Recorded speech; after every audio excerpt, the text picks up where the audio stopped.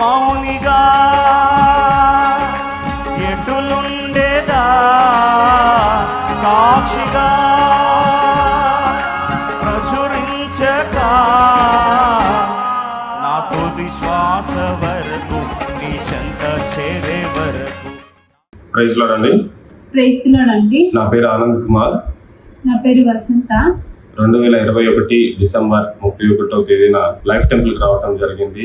ఆ రోజు దేవుడు నాతో మాట్లాడటం జరిగింది. ఇశ్రాయేలీయుల జీవితాన్ని నా జీవితాన్ని కంపేర్ చేస్తూ బ్రదర్ వాక్యం చెప్పడం జరిగింది. ఆ వాక్యంతో నేను పట్టుబడ్డాను. ఆ రోజే నేను నిర్ణయం తీసుకున్నాను, మరి ఏదేమైనా సరే నేను దేవుని సన్నిధికి దూరంగా ఉండకూడదు, దేవునితో నేను ప్రయాణం చేయాలని నిర్ణయం చేసుకున్నాను. లైఫ్ టెంపుల్ లో మేము ఎన్నో ఆత్మీయ మేలులు పొందుతున్న లైఫ్ అలా సాఫీగా జరుగుతుంది. 2022 ఆగస్ట్ మంత్ లో వసంతకి బ్రెస్ట్ క్యాన్సర్ స్టేజ్ 4 డయాగ్నోస్ అయింది. మేమంతా కుప్ప కూలిపోయాము. ఆ సమయంలో నాకు గుర్తొచ్చిన ఒకటే ఒక పాట, అంతా నా మేలుకే, ఆశలే సమాధి అయిపోయినా వ్యాధి బాధ వెల్లువైనా అన్న సాంగ్ నాకు గుర్తొచ్చింది.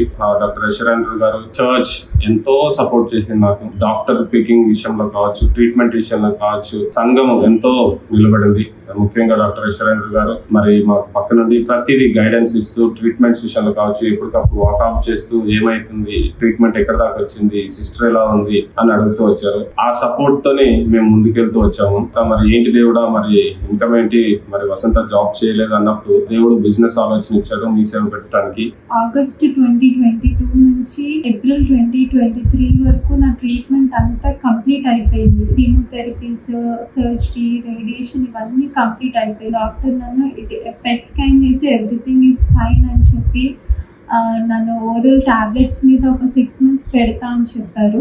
సరే అని మేము ఆ ఓరల్ టాబ్లెట్స్ స్టార్ట్ చేసి ఒక 1-2 months అయింది. ఆ తర్వాత నాకు చాలా బ్యాక్ పెయిన్ రావటం స్టార్ట్ అయింది. డాక్టర్కి ఆ విషయం చెప్పాక డాక్టర్ మళ్ళీ నాకు పెట్ స్కాన్ చేయించారు. పెట్ స్కాన్లో అప్పర్ బ్యాక్లో పైన వీపు పైన బ్యాక్ బోన్ని అదంతా క్యాన్సర్ సెల్స్ తినేస్తున్నట్టు, అది కొంచెం పెద్దగా ఉన్నట్టు ఉండి నాకు ఆ పెట్ స్కాన్లో చూపించారు. అప్పుడే ఇదేంటి నా ట్రీట్మెంట్ అయిపోయింది కదా, జస్ట్ టాబ్లెట్స్ ఉంటే చాలు అన్న స్టేజ్లో అట్లీస్ట్ ఒక 2-3 years రాకుండా ఉంటుంది అని చెప్పారు డాక్టర్ స్టార్టింగ్లో. అంత గ్యాప్ కూడా ఇవ్వకుండా, ట్రీట్మెంట్ కంప్లీట్గా అవ్వకుండా మళ్ళీ వేరే ప్లేస్లో నాకు స్టార్ట్ అవ్వింది. అది తెలియడం వల్లనే లాస్ట్ ట్రీట్మెంట్లో ఎంత ధైర్యంగా ఉండి ట్రీట్మెంట్ అంతా తీసుకున్నానో, బట్ ఈ సెకండ్ టైం చాలా తక్కువ పీరియడ్లో మళ్ళీ నాకు రావటం చాలా డిస్టర్బ్ అయిపోయాను నేను. ఆ సిచ్యువేషన్ అది చాలా డైజెస్ట్ అవ్వలేని సిచ్యువేషన్ లో ఉండిపోయాను. మెంటల్ గా కొంచెం చాలా వీక్ అయిపోయిన సిచ్యువేషన్ అది. ఆ టైంలో మళ్ళీ బ్రదర్ దగ్గరికి వెళ్ళి బ్రదర్ తోటి మాట్లాడి, బ్రదర్ దగ్గర మళ్ళీ ధైర్యం పొందుకొని వాక్యాల ద్వారా మళ్ళీ నేను ట్రీట్మెంట్ స్టార్టింగ్ నుంచి చేయాలన్నా, లైక్ కీమోథెరపీస్ ఇవ్వాలి అని చెప్పారు. సో అగైన్ స్టార్టింగ్ లో నా వల్ల కాదు, నేను తీసుకోవాలని కీమోథెరపీస్ అని చాలా ఇబ్బంది పడ్డాను. బట్ అందరూ మెంటల్ గా నాకు సపోర్ట్ ఇవ్వడం ద్వారా again I started with this chemotherapies. Almost 6 cycles నాకు కీమోథెరపీస్ ఇచ్చారు. And those chemotherapies are very painful. So అలా కీమోథెరపీస్ ఇచ్చుకుంటూ డాక్టర్ ఇంకొకటి నాకు సజెస్ట్ చేశారు. అది ఇమ్యూనోథెరపీ ట్రీట్మెంట్ అనమాట. ఆ ఇమ్యూనోథెరపీ ట్రీట్మెంట్ దాంతో పెద్ద సైడ్ ఎఫెక్ట్స్ ఉండవు, బట్ అది జస్ట్ 21 daysకి ఒక సైకిల్ ఇవ్వాలి అలాంగ్ విత్ కీమోథెరపీస్ అని చెప్పారు. ఆ 21 daysకి ఒక్కొక్క ఇంజెక్షన్ కాస్ట్ వచ్చేసి it is 2 lakhs. 2 lakhs just 21 daysకి ఎఫర్ట్ చేయాలి. అండ్ ఇన్సూరెన్స్ అంత సపోర్ట్ అన్ని సైకిల్స్కి సపోర్ట్ చేయదు అని నెక్స్ట్ డే కీమోకి ఇమ్యూనోథెరపీకి వెళ్ళాలి అని ముందు రోజు నేను మా హస్బెండ్ కూర్చొని ఆలోచిస్తున్నాం ఎంతవరకు ఇన్సూరెన్స్ అన్ని సైకిల్స్ ఒక్కొక్క injection 2 lakhs and chemotherapy it all comes around 3.5 lakhs per cycle and per 21 days. ఇంత కవర్ అవ్వదు. అండ్ ఎలా మనం ఎఫర్ట్ చేస్తామో ఎఫర్ట్ చేయలేము. సో ఇమ్యూనోథెరపీ డ్రాప్ అయిపోదాము, ఓన్లీ కీమోస్ 6 cycles కాబట్టి వి విల్ కంటిన్యూ అని చెప్పి మేము అనుకున్నాము. అదే సమయంలో ఎవరైతే ఇమ్యూనోథెరపీ ఇంజెక్షన్ సప్లై చేస్తారో వాళ్ళని మేము కాంటాక్ట్ అవ్వడం జరిగింది. సో ఇమ్యూనోథెరపీ అండ్ కీమోథెరపీ చేయించుకోవాలని చెప్పినప్పుడు నా వైఫ్ అనేది ఇమ్యూనోథెరపీ ఇంజెక్షన్ చాలా కాస్ట్లీ, మరి అది ఎవ్రీ 21 daysకి 3,50,000 అంటే ఇన్సూరెన్స్ కవర్ కాదు, నాకు ఇమ్యూనోథెరపీ వద్దు, will go with only chemotherapy అని అన్నది. దేవుడు నాకు ఎప్పుడు ధైర్యం ఇస్తూ వచ్చాడు, ట్రీట్మెంట్కి వెళ్దాము, యెహోవా ఈరే, ఆయనే చూసుకుంటాడు, నువ్వు దిగులు పడాల్సిన అవసరం లేదని చెప్తూ వచ్చాను. కీమోథెరపీ అయిన తర్వాత, ఇమ్యూనోథెరపీ అయిన తర్వాత చాలా సైడ్ ఎఫెక్ట్స్. కొన్ని సైకిల్స్ లో అయితే ఇమ్యూనోథెరపీ అయ్యేటప్పుడే సైడ్ ఎఫెక్ట్స్, చిల్స్ వచ్చేసి, ఫీవర్ వచ్చేసి, వామిటింగ్స్ అయ్యి చాలా హడావిడిగా ఉండేది. డాక్టర్ యశరాంత్ గారు ఎప్పుడు చెప్తాడు, శ్రమల కొలిమిలో నువ్వు వెళ్ళకపోతే నువ్వు శుద్ధమైన బంగారం లాగా నువ్వు బయటికి రావు అని ఎప్పుడు చెప్తూ ఉంటాడు. శ్రమలు లేకపోతే కిరీటాలు రావు అని. ఆ సమయంలోనే రిలీజ్ అయిన పాటే శ్రమలైన అతిశయం, శ్రమలోనే ఆనందం అన్న పాట మమ్మల్ని ఎంతో ఓదార్చింది. అనేకమైన సమస్యలు ఆఫీస్ లో కావచ్చు, ఆ బిజినెస్ పరంగా కావచ్చు, మనకు ఏది జరిగినా అంతా నా మేలుకే, ఆరాధన యేసుకే అన్న మాటని, అదే పాటని ఫస్ట్ నుంచి కూడా పట్టుకున్నాము. బ్రదర్ ఎప్పుడు చెప్తుంటాడు, నీ సమస్య ఎంత పెద్దదైతే నీ సొల్యూషన్ అంత సింపుల్ గా వస్తుంది. ఈ సంవత్సరం నా వాగ్దానము, నా కృప నీకు చాలును అని వచ్చింది. ఇంజెక్షన్స్ గురించి ఏంటైనా అంటే, నా కృప నీకు చాలును అన్నాడు. 5th cycle అయిపోయిన తర్వాత మాకు ఒక శుభవార్త వచ్చింది. ఇమ్యూనోథెరపీ ఇంజెక్షన్ ఏదైతే 2 lakhs అవుతుందో అది రెస్ట్ ఆఫ్ ది సైకిల్స్ మీకు ఫ్రీ ఆఫ్ కాస్ట్ గా ఇస్తామని మరి ఇమ్యూనోథెరపీ వాళ్ళు ప్రకటించారు. ఇంకా 28 cycles ఉన్నాయి. 28 cycles అంటే అరౌండ్ 60-70 lakhs ఆఫ్ ఇంజెక్షన్స్ మీకు ఫ్రీగా అని తెలిసినప్పుడు ఇది దేవుని కార్యం అని మేము చెప్పుకుంటూ వచ్చాము. మా పట్ల దేవుడు శ్రమలు ఉన్నా సరే చాలా అద్భుతంగా మమ్మల్ని ముందుకు నడిపిస్తూ వస్తున్న విధానం బట్టి దేవుడికి హృదయపూర్వక వందనాలు చెల్లిస్తూ వస్తున్నాము. అంతేకాకుండా మమ్మల్ని ఇంతగా సపోర్ట్ చేస్తూ మా కొరకు ఎన్నో కన్నీటి ప్రార్థనలు చేస్తున్న ఆషర్ బ్రదర్కి మా హృదయపూర్వక వందనాలు. ఎంతో మంది సహోదరులు నాతో ఎంతో ఆత్మీయంగా మాట్లాడుతూ వస్తారు. వారి ప్రార్థనలు, వాళ్ళ సపోర్ట్, వాళ్ళ ప్రేమ, వీటన్నిటిని బట్టి నేను చాలా దేవుడికి వందనాలు చెల్లిస్తూ వస్తున్నాను. మరి డాక్టర్ యశరాంత్ గారు ప్రతి శనివారం ఉపవాస ప్రార్థనలో ప్రతి ఒక్క కుటుంబాన్ని, ప్రతి ఒక్క సమస్యతో ప్రేయర్ పెట్టి ప్రార్థన చేస్తారు. ఈ ప్రార్థనలు, మరి సంఘ ప్రార్థనలు, అలాగే బంధుమిత్రుల ప్రార్థనలు, ప్రేయర్ వారియర్స్ ప్రార్థనలతోనే మేము ఇంత ధైర్యంగా ఉన్నాం. వీటన్నిటిని బట్టి కేవలం దేవునికే మహిమ ఘనత కలుగును గాక. ఎన్ని సమస్యలు ఉన్నప్పటికీ మనం దేవుడి మీద ఆధారపడాలి అని ఒక చిన్న నిరీక్షణ కలిగి మనం సంతోషంగా బ్రతకాలి అని మేము సాక్ష్యాన్ని మీ అందరితో షేర్ చేసుకుంటున్నాము. ఈ చిన్న సాక్ష్యాన్ని దేవుడు దీవించును గాక. ఆమేన్. Praise lord.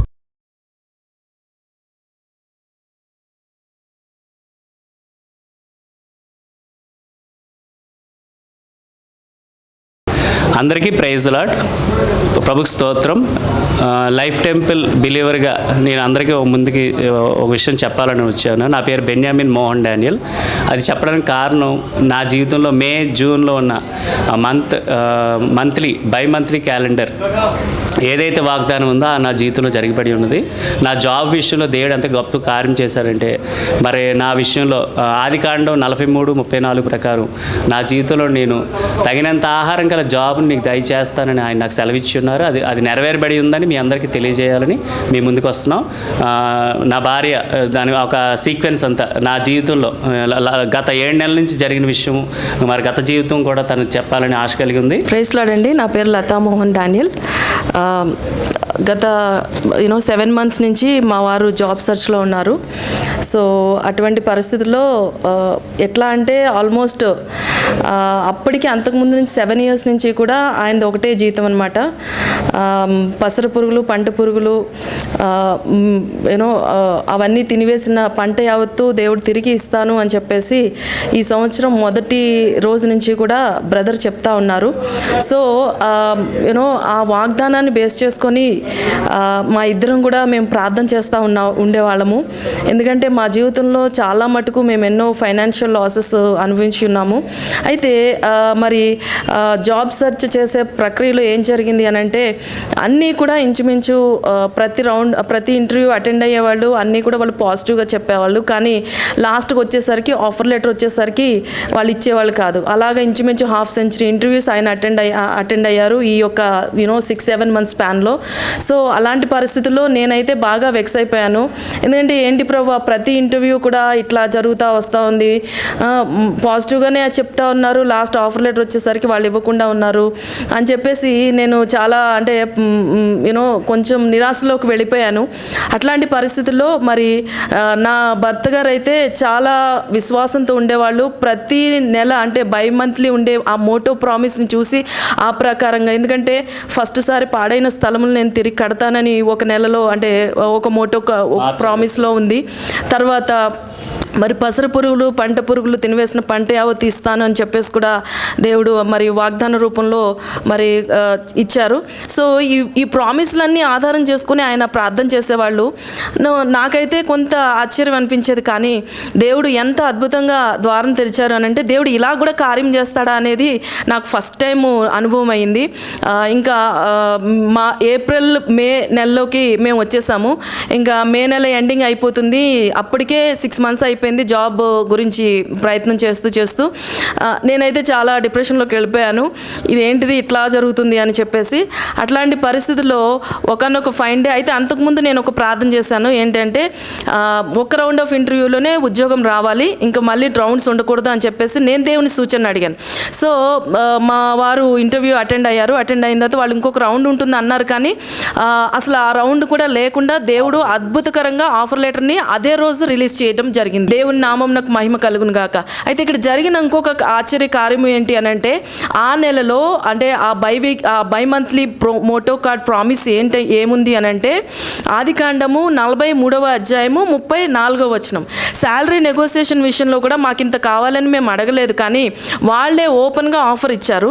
మీరు చెప్తే ఆశ్చర్యపోతారు. ఎంత ఆఫర్ అని అంటే, ఇప్పుడు ప్రజెంట్ వస్తున్న దానికంటే 43% హైక్ అండ్ 34 lakhs ప్యాకేజ్తో వాళ్ళు ఇచ్చారు. ఎగ్జాక్ట్లీ అది ఆ మోటో ప్రామిస్లో ఏదైతే ఉందో, ఆదికాండం 43వ అధ్యాయం 34వ వచనం ఏదైతే ఉందో అది ఎగ్జాక్ట్లీ మా జీవితంలో అది నెరవేరింది. అంటే నేను చాలా ఆశ్చర్యపోయాను, దేవుడు ఇలా కూడా కార్యం చేస్తారా? మా జీవితంలో ఎన్నో కార్యాలు చూసాం, కానీ ఇది చాలా డిఫరెంట్గా అనిపించింది. ఎందుకంటే ఫిగర్స్తో సహా అది మ్యాచ్ అవ్వడం అనేది అది అద్భుతమైనటువంటి దేవుని యొక్క ప్రణాళిక. చాలామంది క్యాలెండర్ వాక్యాలు అంటే వాగ్దానాల కింద అంటే నమ్మరు, అదేదో యాదృచ్ఛికంగా అనుకుంటారు, కానీ ఇట్స్ నాట్ లైక్ దట్. అది అంటే ప్రార్థనాపూర్వకంగా పరిశుద్ధాత్మ యొక్క అభిషేకంతో అవి రిలీజ్ చేయబడ్డాయి కాబట్టే మరి అట్లా ఆ వాగ్దానాలు నమ్మిన వాళ్ళకి అవి నెరవేరుతాయి అనేది మా జీవితంలో దేవుడు చేసినటువంటి కార్యమే నిదర్శనమని నేను చెప్పడానికి ఎంత మాత్రం సందేహించటం లేదు.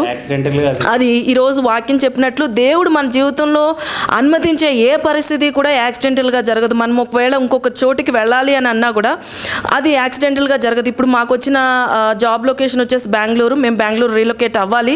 అయితే దేవుడు చేసినటువంటి అద్భుత కార్యాలు మరి వివరించడానికి సాక్ష్యంగా పంచుకోవడానికి నేను మీ ముందుకు వచ్చాను. మాకు ఈ యొక్క అవకాశాన్ని ఇచ్చినందుకు దేవునికి చాలా వందనాలు చెప్పుకుంటున్నాను. అండ్ లైఫ్ టెంపుల్ యొక్క పరిచర్యలో ఉన్న ప్రతి ఒక్కరికి, మా గురించి ప్రార్థన చేసినటువంటి ప్రతి సహోదరికి నాకు కృతజ్ఞతలు చెప్పుకుంటున్నాను. అండ్ మోస్ట్ ఇంపార్టెంట్ దైవజనుడు ఆషర్ ఆండ్రూ గారి యొక్క సహకారము ఈ యొక్క జర్నీలో మరవలేనిది. ఎందుకంటే మేము ఆయన అప్రోచ్ అయినప్పుడు ఆయన మా గురించి ప్రత్యేకమైనటువంటి కేర్ తీసుకొని మరి మా కోసం ప్రార్థన చేశారు. ఎందుకంటే గతంలో కూడా ఈయన మరి ఒక 22లో సాడ్ ఇన్సిడెంట్ గుండా వెళ్ళారు. హార్ట్ స్ట్రోక్ వచ్చిన పరిస్థితిలో కూడా మేము అప్రోచ్ అయినప్పుడు మా గురించి బాధ్యత తీసుకొని వారు ప్రార్థన చేశారు.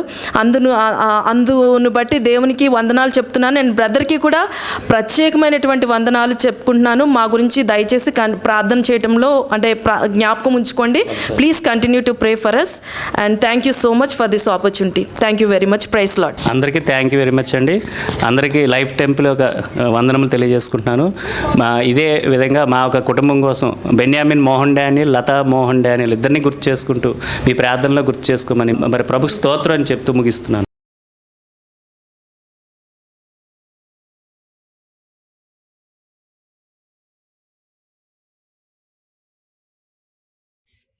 అందరికీ వందనాలు, బ్రదర్కి వందనాలు. నా పేరు రాధామణి. దేవుడు ఈరోజు సాక్ష్యం చెప్పడానికి ఇచ్చిన ఆధిక్యతను బట్టి దేవుని కృతజ్ఞతలు చెల్లిస్తున్నాను. అంతా నా మేలుకే సాంగ్ గురించి బ్రదర్ లాస్ట్ ఇయర్ స్టేజ్ మీద టెస్టిమనీ చెప్పారు.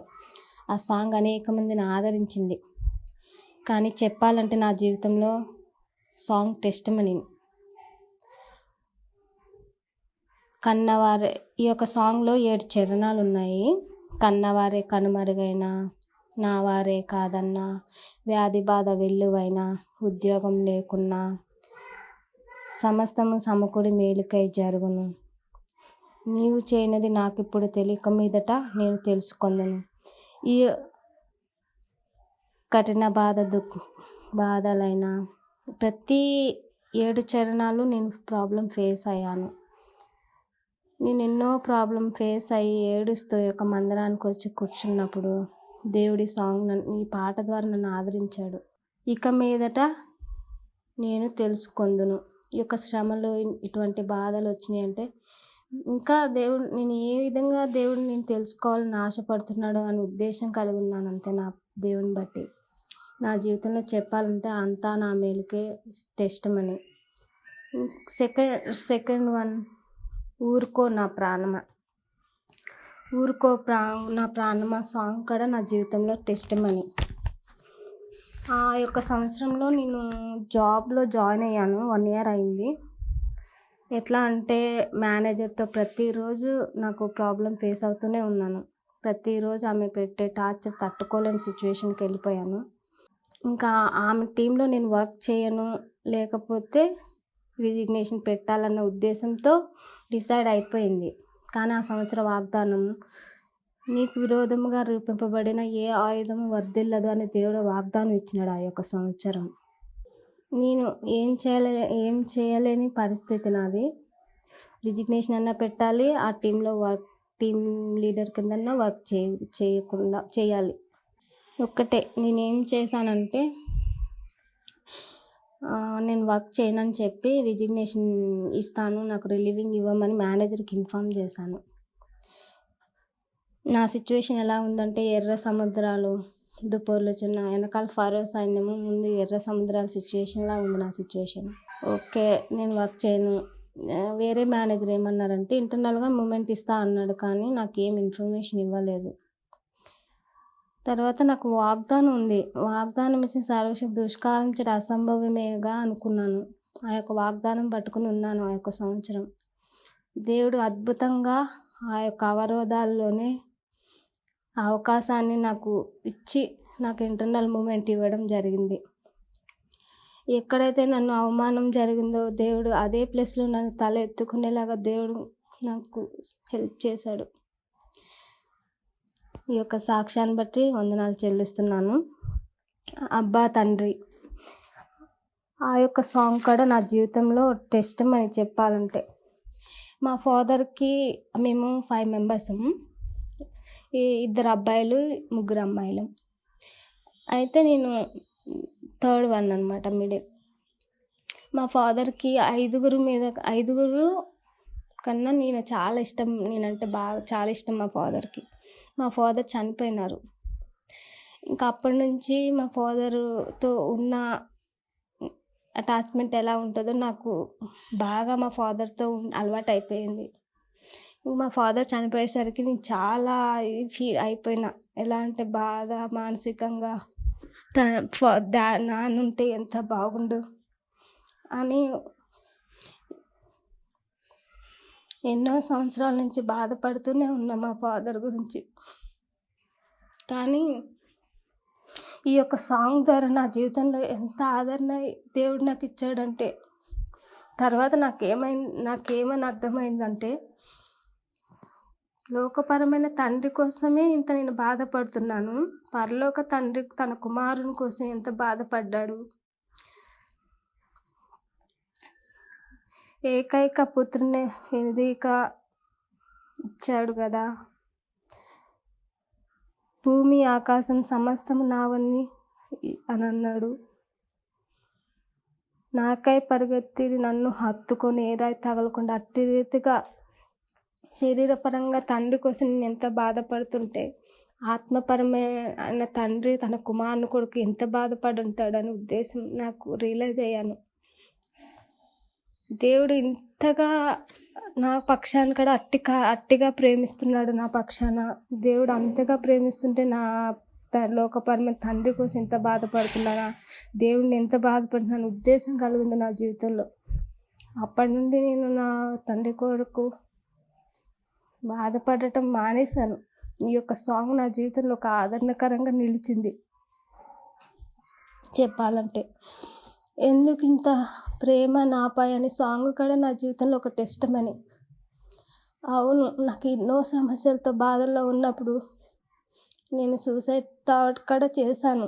కానీ దేవుడు ఆ యొక్క సూసైడ్ థాట్ నుండి తప్పించి నన్ను సజీవ లెక్కలో ఉండి నా పక్షాన సజీవులే నేను స్తుతించెదరు అని దేవుడు నాకు తెలియజెప్పాడు. తర్వాత నా పక్షాన ఎంతో వాత్సల్య కటాక్షములు ఎంతో ఉన్నతమైనవి గొప్ప కారణాలు చేసి ఉన్నానని. ఈరోజు నేను సజీవులలో ఉండకపోతే నేను ఈ టెస్టిమనీ కూడా చెప్పే ఉండేదాన్ని కాదేమో. కానీ నన్ను సజీవ లెక్కలో ఉన్నాను అంటే ఈ యొక్క సాక్ష్యాలు చెప్పడానికే దేవుడు నన్ను ఈ రీతిలో పెట్టాడు. విత్తనం విరగకపోతే కూడా సాంగ్ నా జీవితంలో టెస్టిమనీ. నా జీవితంలో చాలా ప్రాబ్లం ఫేస్ అవుతున్నా, శ్రమలకుండా వెళ్తున్నాను. ఇంట్లో ఫైనాన్షియల్గా ప్రాబ్లం ఫేస్ అవుతున్నాను. కానీ నేను ఆ యొక్క సంవత్సరంలో ఎంతైతే నష్టపోయానో ఆ యొక్క సంవత్సరంలో సమస్తం నాకు 100 అంతలుగా దేవుడు నా జీవితంలో సమకూర్చడం జరిగింది. నా జీవితంలో ప్రతి సాంగ్ నా జీవితంలో సాక్ష్యమే చెప్పాలంటే. ఇటువంటి సాక్ష్యాలు చెప్పకుండా ఇన్ని రోజులు నేను సైలెంట్గా ఉన్నందుకు నన్ను క్షమించమని దేవుడిని అడుగుతున్నాను.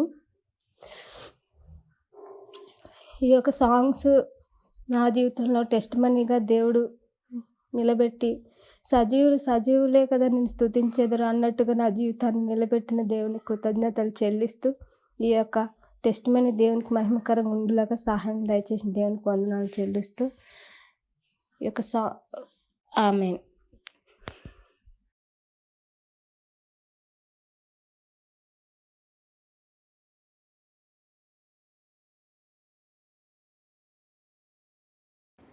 నా పేరు మనోరంజని, నంద్యాల నుండి మాట్లాడుతున్నాను.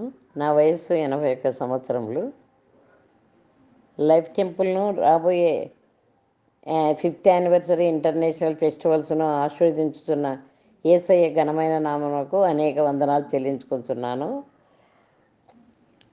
Life temple chairman, founder and pastor గారైన డాక్టర్ ఆషర్ ఆండ్రూ గారికి నా యొక్క శుభాభివందనములు. అయ్యగారి తల్లిదండ్రులకు, బంధుమిత్రులకు నా శుభాభివందనములు. 2023 4th యానివర్సరీకి అబండెంట్ లైఫ్ సిటీకి అటెండ్ అయ్యి 3 రోజులు ఎంతో చక్కగా ఆనందించాము. అటువంటి ఆత్మీయ ఆహారం అయితేనేమి, అక్కడ ఉన్న రెసిడెంట్స్ కానీ ఆ 3 రోజులు ఏ విషయంలో కూడా మాకు తక్కువ కాకుండా అనేక కోట్లు ఖర్చు పెట్టినటువంటి అయ్యగారికి మరి ఒకసారి నేను వందనాలు చెల్లించుకుంటున్నాను. మరి మలాకి గ్రంథంలో చెప్పినట్లు నా మందిరంలో ఆహారం సమృద్ధిగా ఉండినట్లు మీరు మీ దశంభాగాలు ఇవ్వండి అన్నారు. అయ్యగారు మనల్ని ఎవరిని కూడా ఒక్క పైసా అడగలేదు. ఆయన సొంతంగానే ఆయన మరి దేవుడిచ్చినటువంటి ఆ యొక్క ఆర్థిక వనరులతోనే మనకు అన్ని ఖర్చు పెట్టి ఎంతో సౌకర్యవంతంగా ఎక్కడ కూడా దేశంలో ఎక్కడ కూడా అటువంటి మీటింగ్స్ నేను ఇంతవరకు ఇంత వయసు వచ్చింది కదా నేను చూడలేదు. అందును బట్టి కూడా మరొకసారి దేవుని కృతజ్ఞతావందనములు చెల్లించుకుంటున్నాను. 2024 మే 20వ తేదీ నాకు క్యాట్రాక్ట్ ఆపరేషన్ అయింది, ఎడమ కన్ను. అప్పుడు నేను ప్రేయర్ టవర్ వారికి, అయ్యగారి తల్లిగారికి ప్రేయర్ చేయమని రిక్వెస్ట్ చేయగా వారు ప్రార్థన చేశారు. మరి ఆపరేషన్ కూడా చాలా సక్సెస్ఫుల్గా అయింది. డాక్టర్ గారు కూడా ఏ ప్రాబ్లం లేదమ్మా అని చెప్పారు, అద్దాలు కూడా ఇచ్చారు. మరి నేను 5th యానివర్సరీకి వెళ్ళగలనా లేదా ఎట్లా ప్రభు అనుకొని ఆలోచన చేస్తుండగా 6 వారాలకు ప్రయాణం చేయొచ్చు అన్నారు డాక్టర్ గారు. జూలై 5థ్కు 6 వారాలు అయిపోతుంది. నేను ప్రయాణం చేసి ఇంత వయసులో ఎందుకు పోతావు, చాలా కష్టం నీకని మా వాళ్ళు అంటున్నారు. అయినప్పటికీ నాకు లైఫ్ టెంపుల్ ఫెస్టివల్స్ అంటే చాలా ఆత్మీయ ఆహారం దొరుకుతుంది, ఎంతో సంతోషము. తర్వాత నాతో వచ్చేటటువంటి బాబు వాళ్ళకు కూడా ఎంతో ఆశీర్వాదకరంగా ఉందని వాళ్ళు అంటున్నారు. ఎంటెక్ అబ్బాయికి ఆ యొక్క ఎస్వి యూనివర్సిటీలో 90% ర్యాంకు కూడా వచ్చింది. అయ్యగారు ప్రార్థించారు. ఆ ప్రార్థనా ఫలితాలు చాలా ఉన్నాయి. ఏ సమస్య వచ్చినా నేను లైఫ్ టెంపుల్ వాళ్ళకు ప్రేయర్ రిక్వెస్ట్ పెడుతూ ఉంటాను. ఆ రిక్వెస్ట్ పెట్టినప్పుడు వారు చేసిన ప్రార్థనలకు నాకు అయ్యగారు కూడా ప్రార్థన చేస్తున్నారు. అయ్యగారికి కూడా మెసేజ్ పెడుతుంటాను. వారందరి ప్రార్థనలు బట్టి నేను ఎంతో ఆస్వాదింపబడి, మరి ఆరోగ్య విషయంలో కూడా నాకు 2 స్టంట్లు 2023లో వేశారు. అప్పటి నుండి ఆరోగ్యవంతంగా ఉన్నాను. ప్రతి డాక్టర్స్ అపాయింట్మెంట్ ముందు రోజు సండే చర్చికి వచ్చి నేను ప్రార్థించుకొని హాస్పిటల్కి వెళ్తాను. సిపిఐ టెస్టులు 42 టెస్టులు కూడా నార్మల్గా వస్తున్నాయి. అందును బట్టి కూడా దేవునికి కృతజ్ఞతాస్తుతులు చెల్లించుకుంటున్నాను. అనేక అద్భుతాలను లైఫ్ టెంపుల్లో మనం చూస్తున్నాము. కానీ మరి ఇవన్నీ ఏ విధంగా వస్తున్నాయని మనం ఏమీ ఆలోచన చేయడం లేదు. అయ్యగారి యొక్క ఆర్థిక ఇబ్బందులు ఏంటి, వారు ఎట్లా ఖర్చు పెడుతున్నారు అనేటటువంటి ఆలోచన కూడా మనలో ఉండాలి. మరి ఆ విధంగా నేను చెప్తున్నానని ఎవరు కూడా బాధపడకండి, పెద్దదాన్ని కాబట్టి చెప్తున్నా. మనం ఇవ్వవలసింది ధారాళంగా ఇచ్చి ఆ యొక్క ఫెస్టివల్స్ను ఆదుకోవాలని నేను ప్రార్థిస్తున్నాను, ప్రతి ఒక్కరిని అడుగుతున్నాను. తర్వాత ఆరోగ్య విషయంలో ప్రతిసారి టెస్టులలో నాకు ఆ డాక్టర్ గారు చెప్తున్నారు, అమ్మ ఇంత వయసు వచ్చింది నీకు ఆయాసం రాలేదా అని. లేదు సార్ అని అంటున్నాను. మరి అందుని బట్టి కూడా దేవునికి స్తుతులు స్తోత్రాలు చెల్లించుకుంటున్నాను. అయ్యగారు యొక్క పరిచర్య సరిహద్దులు విశాలపరచాలని దేవుణ్ణి కోరుకుంటున్నాను. తర్వాత అయ్యగారు రాసినటువంటి పాటలు, పోయిన సంవత్సరం రాసిన పాటలు ఎంతో అద్భుతంగా ఉన్నాయని ఇక్కడ మా బంధువులందరూ చెప్తున్నారు. అబ్బా తండ్రి అనే పాట, వేణోళ్లతో కొనియాడేదం అనే పాట చాలా అద్భుతంగా రాశారు. మంచి మ్యూజిషియన్ అయ్యగారికి దేవుడు మంచి స్వరం కూడా ఇచ్చారు. ప్రతి సండే వారి యొక్క ప్రేయర్స్లో నేను పాల్గొంటూ ఉంటున్నాను. ఈ యొక్క లైఫ్ టెంపుల్ గురించి చెప్పాలంటే చాలా అద్భుతాలు జరుగుతున్నాయి. మంచి వాక్యం దొరుకుతుంది. మంచి వాలంటీర్స్ అయితేనేమి, మ్యూజిషియన్స్ అయితేనేమి అందరూ కూడా చక్కగా పనిచేసి అయ్యగారికి ఎంతో సహకారం అందిస్తున్నారు. అందును బట్టి కూడా వారందరికీ నా కృతజ్ఞతా వందనం చెల్లించుకుంటున్నాను. అయ్యగారి యొక్క లైఫ్ టెంపుల్ ఇంకా అభివృద్ధి పరచాలని, లైఫ్ టెంపుల్కు స్థలం కూడా దొరికి మంచి స్థలంలో ఒక మంచి బిల్డింగ్ కట్టించే మనకందరికీ ఎంతో ఆశీర్వాదకరంగా ఉంటుంది. మరి ఆన్లైన్ ఆఫ్లైన్లో ఉండే వారందరికీ కూడా నా శుభాభివందనాలు తెలుపుకుంటున్నాను. మరి ఈ అవకాశం ఇచ్చినటువంటి పెద్దలకు, అయ్యగారికి, పెద్దలందరికీ నా యొక్క కృతజ్ఞతలు తెలుపుకుంటూ దేవుని సన్నిధికి ఈ యొక్క సాక్ష్యాన్ని సమర్పిస్తున్నాను. ఈ సాక్ష్యాన్ని, చిన్న సాక్ష్యాన్ని దేవుడు ఆశీర్వదించునుగాక. ఆమేన్.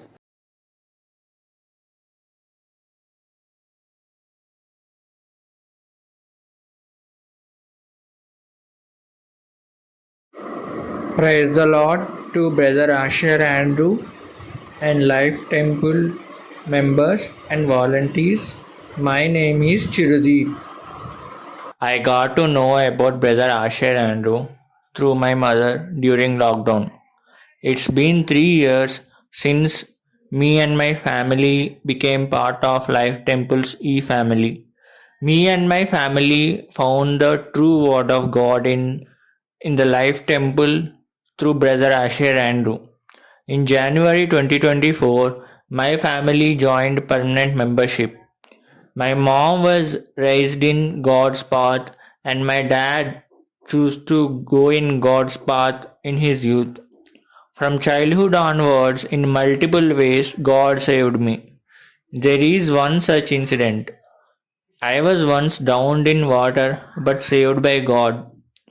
Every time I got into danger, God was there protecting me.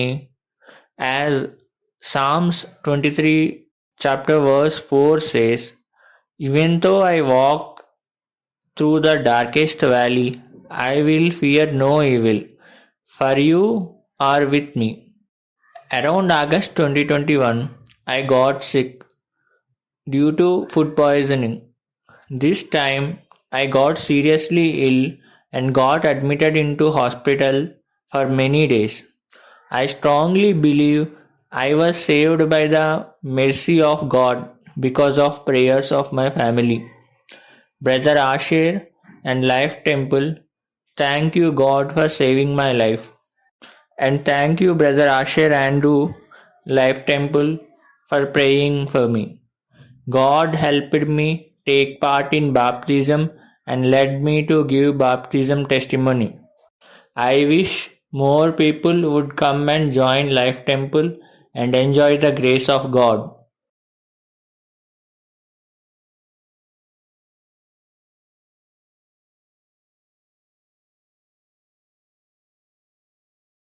Praise the Lord, everyone.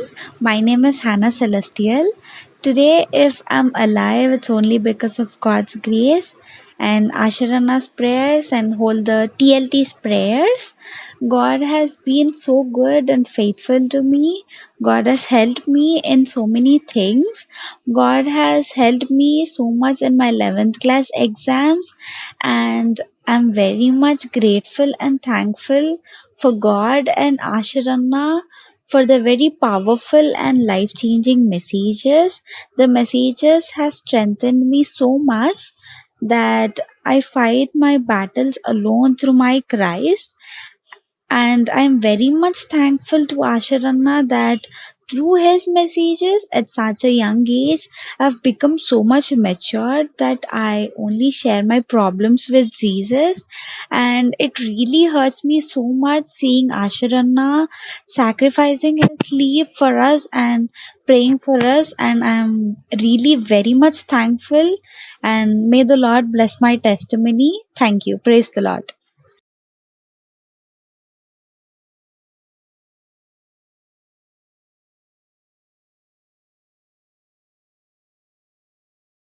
Praise the Lord. నా పేరు మాధవి.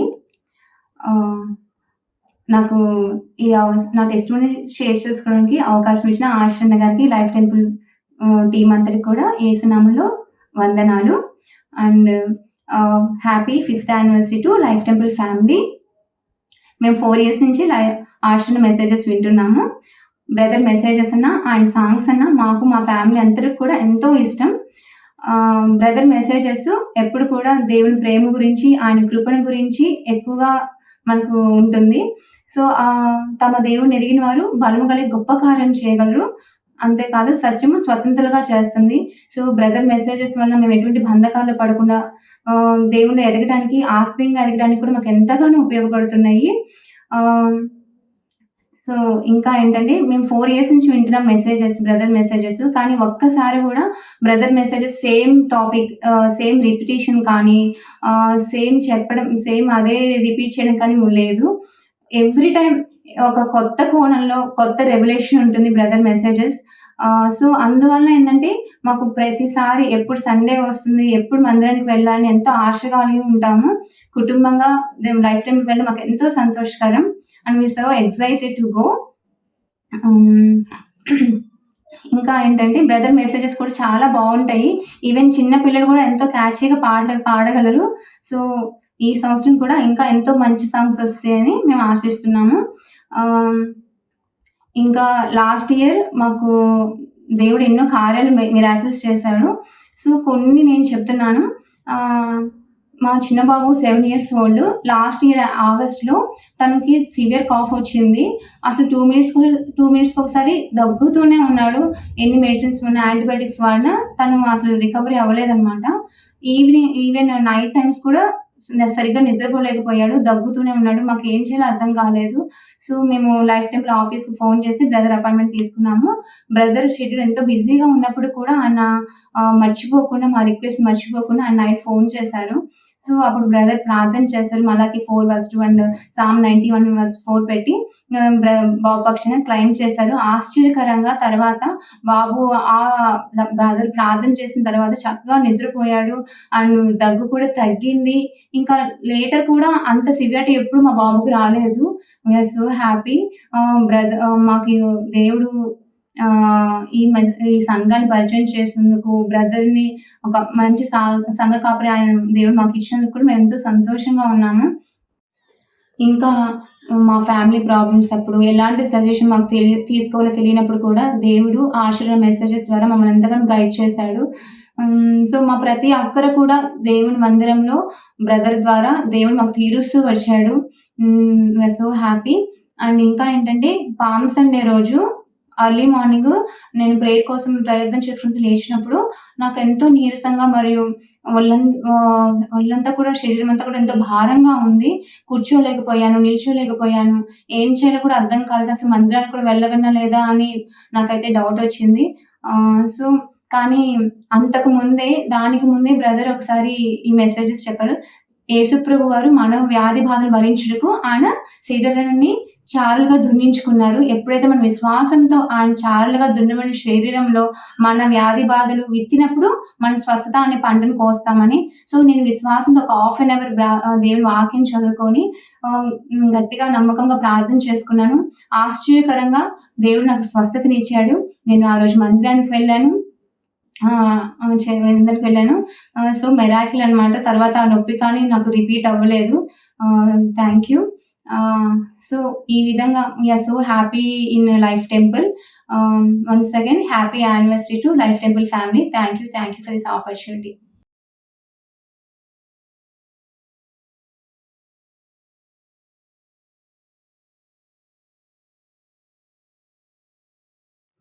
Praise Lord brother. నా పేరు అరుణ. మేము షేక్పేట్లో ఉంటాము. మేము గత 2 సంవత్సరాలుగా లైఫ్ టెంపుల్కి రావడం జరిగింది. లైఫ్ టెంపుల్కి రాకముందు మేము చాలా చర్చిలు జరగడం జరిగింది. హైదరాబాద్లో ఉన్న ఫేమస్ మందిరాలన్నీ తిరగడం జరిగింది. ఎందుకంటే నాకు ఒక ఆశ. నా భర్త ఏమో రక్షణ లేకున్నారు, నాకేమో ఆత్మీయంగా ఎదగడానికి మంచి సమృద్ధి అయిన వాక్యం కావాలి. నాకు 2 బాబులు, చిన్నపిల్లలు, వాళ్ళు సండే స్కూల్లో ఎదగాలి. ఇలాగా నాకు ఆశ ఉన్నప్పుడు అన్ని చర్చిలు తిరిగాను. ఎక్కడ బాగుంటుందంటే అక్కడ, ఇక్కడ బాగుంటుంది ఇక్కడ వెళ్తూ ఉండేదాన్ని. కానీ నాకు ఎక్కడ కూడా మనసుకు ప్రశాంతత అనిపించలేదు. సండే స్కూల్ ఇక్కడ బాగుంటుంది అని ఎక్కడ అనిపించలేదు. ఇలా ఉన్న సందర్భంలో మాకు ఇంకా ఏం చేద్దామని చెప్పేసి మాకు దగ్గరలో ఉన్న చర్చికే వెళ్తా ఉండటం జరిగింది. అక్కడ చెప్పులు వేసుకుంటారనమాట. సేవకుడు షూస్ వేసుకుంటారు. ఇట్లా ఉన్నప్పుడు నా మైండ్ ఏంటంటే మందిరంలోకి వచ్చినప్పుడు చెప్పులు వేసుకోకూడదు అన్న మైండ్ సెట్ నాది. ఇలా ఉన్నప్పుడు వెళ్ళగానే వాళ్ళ కాళ్ళ వైపే లేదు నా చూపు. ఇంకా నా మైండ్ డిస్టర్బ్ అయ్యి మంచిగా వాక్యం వినేదా లేకపోయేదాన్ని, దేవుణ్ణి ఆరాధించలేకపోయేదాన్ని.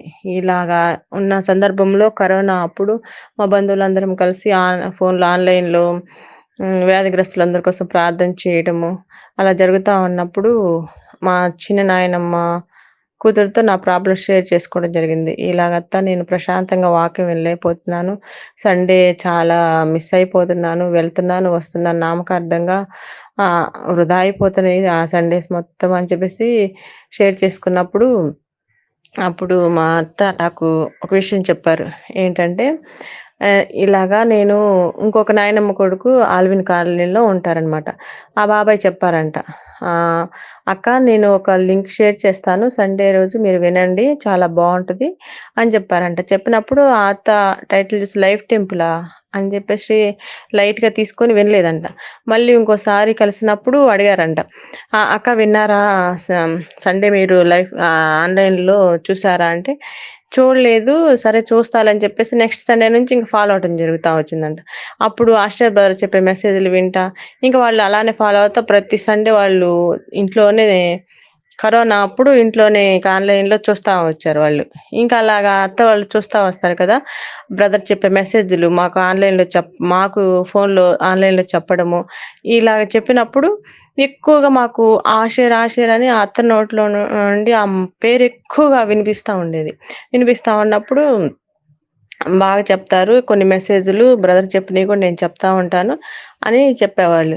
చెప్తా ఉన్నప్పుడు ఇంకా అలా ఉన్నప్పుడు నా యొక్క పరిస్థితి నేను అత్తతో షేర్ చేసుకున్నప్పుడు చెప్పారు, ఇక్కడ హైటెక్ సిటీ దగ్గర అక్కడ ఉంది, వెళ్తావా, నీకు దగ్గరలో ఉండి ఒకసారి నేను యూట్యూబ్లో మెసేజ్ షేర్ చేస్తాను చూడు ఒకసారి అని చెప్పినప్పుడు నేను యూట్యూబ్లో మెసేజ్లు వినటం, బ్రదర్ సాక్షి వినటం ఇట్లా జరిగింది. ఇంకా అడ్రస్ కూడా చూశాను. చూసి ఇంకా వెళ్ళాలంటే నేను ఒక్కదాన్ని వెళ్ళలేను, ఇంకా ఫ్యామిలీ మొత్తం వెళ్ళాలి. నా భర్త తీసుకెళ్ళాలి. నా భర్త తీసుకెళ్ళాలంటే తీసుకెళ్ళి అక్కడే ఉండాలి. అయిపోయేంత వరకు ఉండాలి. మళ్ళీ మమ్మల్ని తీసుకురావాలి. ఎలా చేయాలని ఆలోచిస్తా ఉన్నప్పుడు ఇంకప్పుడు పిల్లల్ని చెప్పా నేను. నాన్న మనం ఒక చోటుకెళ్దాము. ఇక్కడ చాలా బావుంటదని చెప్పేసి యూట్యూబ్‌లో బ్రదర్‌ని చూయించి బావుంటది ఎళ్దాము అని చెప్పి నా భర్తను ఒప్పించడం జరిగింది. ఎప్పుడంటే గుడ్ ఫ్రైడేకి ముందు. ఒప్పించి గుడ్ ఫ్రైడేకి వచ్చామనమాట. ఎలాగొచ్చామంటే మేము ముందుగా చెప్పాము. మాకు పండగొస్తుంది గదా! మాకేమీ ఇప్పించొద్దు. మమ్మల్ని ఎక్కడికి తీసుకెళ్ళొద్దు. మేము అడిగిన చోటకి తీసుకెళ్ళమన్నప్పుడు సరే అని ఒప్పుకున్నారు. తీసుకొచ్చారు. తీసుకొచ్చి గుడ్ ఫ్రైడేకొచ్చాము, ఈస్టర్‌కొచ్చాము. చాలా బాగా అనిపించింది. పిల్లలకు కూడా బా నచ్చింది. ఇంకా మేము అప్పుడు ఫుల్ ఉంటారు కదా! మేము బయటే కూర్చోవడం జరిగింది. లోపలికెళ్దాం అన్నది ఒక ఆశ. నెక్స్ట్ సండే ముందే వెళ్ళాలని చెప్పేసి తొందరగా ఎర్లీగా రెడీ అయ్యి వచ్చేసాము. పిల్లలకు సండే స్కూల్‌కి పంపించాను. సండే స్కూల్‌కి వెళ్తే వాళ్ళు చాలా బావుందమ్మా సండే స్కూల్. మనం ఇంకెక్కడికే వద్దాం అమ్మా అని చెప్పారు. ఇంక నా భర్త ఎక్కడికెళ్ళినా కానీ సేవకుల్ని విమర్శించేవాళ్ళనమాట. విమర్శిస్తా ఉండేవాళ్ళు. వాళ్ళు సేవకులంటే ఆయన దృష్టిలో ఏంటంటే వీళ్ళేం పని చేయలేక వస్తారు. వీళ్ళకెప్పుడు డబ్బు పిచ్చి, డబ్బు డబ్బు అని అడుగుతా ఉంటారు అన్న ఆలోచన ఉంటదనమాట నా భర్తకి. అలా ఉన్నప్పుడు ఇక నేను నా భర్తకి చెప్పాననమాట. ఏం చెప్పానంటే, మీరు రండి. జస్ట్ మీరు మమ్మల్ని తీసుకెళ్ళి అక్కడ వదిలిపెట్టి ఏసీ ఉంటది గదా! ఏసీలో కూర్చోండి మంచిగా. కూర్చొని వాకింగ్ గూడా నేను వినమని చెప్పను. మంచిగా నిద్రపోండి. మళ్ళీ మమ్మల్ని తీసుకురండి అంతే చాలు. ఆఫరింగ్ అంటారా? ఆఫరింగ్ గూడా ఎయొద్దు. మీ ఇష్టమైతేనే ఎయండి. మీ ఇష్టమైనప్పుడే వెయ్యండి. బ్రదర్ కూడా ఆఫరింగ్ అంతెయ్యండి, ఇంతెయ్యండి అని చెప్పరు. మీరు రండి అంతే చాలు అని చెప్పాను. ఎందుకంటే నా ఆశ ఏంటంటే వచ్చి నిద్రపోవడం అంటే నేనైతే చెప్పాను గానీ నిద్రపోరు కదా! ఏదో ఒక మాట విన్నప్పుడు ఆ మాట ద్వారాన్నా రక్షించబడతారని నా ఆశ అని అలా చెప్పాననమాట. అలా చెప్పినప్పుడు ఇంక వస్తా ఉన్న ప్రతి సండే ఎలా ఉండేదంటే మాకు ఆ సండే వస్తదంటే పండగ. అదొక పండగగా ఎంత హ్యాపీగా వచ్చేవాళ్ళం. ఇలా వస్తున్న సందర్భంలో మాకు ఒక్కసారిగా ఫైనాన్షియల్ ప్రాబ్లమ్స్ వచ్చేసాయి. ఎలా అంటే తినడానికి గూడా తిండి లేని పరిస్థితి వచ్చేసింది. తినడానికి గూడా తిండి లేని పరిస్థితి. చిన్న పిల్లలు నీళ్లు పోసుకొని తినే పరిస్థితి వచ్చిందనమాట. మాకు బైక్ ఉండే. ఆ బైక్ కూడా అప్పులోళ్ళు తీసుకెళ్లారు. తీసుకెళ్తే మందిరానికి కూడా రావటానికి లేదు. ఛార్జ్ పెట్టుకొని రావాలన్నా ఛార్జ్‌కి కూడా డబ్బులుండేవి కాదు. ఇంకా నేను ఆన్‌లైన్‌లోనే ఇంటి దగ్గర చూసేదాన్ని. ఇంకా ఇక్కడ నుండి వెళ్దామంటే నాకు లైఫ్ టెంపుల్‌ని వదిలిపెట్టి వెళ్ళాలంటే చాలా బాధ.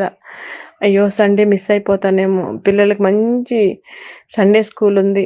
భర్త ఎలాగన్నా రక్షించబడతారని నాదొక ఆశ. ఇలాగున్నప్పుడు ఇంకా అలానే పిల్లలకి స్కూలు ఫీజు కట్టలేని పరిస్థితి. ఇలా వచ్చినప్పుడు అయినా వెళ్ళటానికి నాకు ఇష్టం కలగలేదు.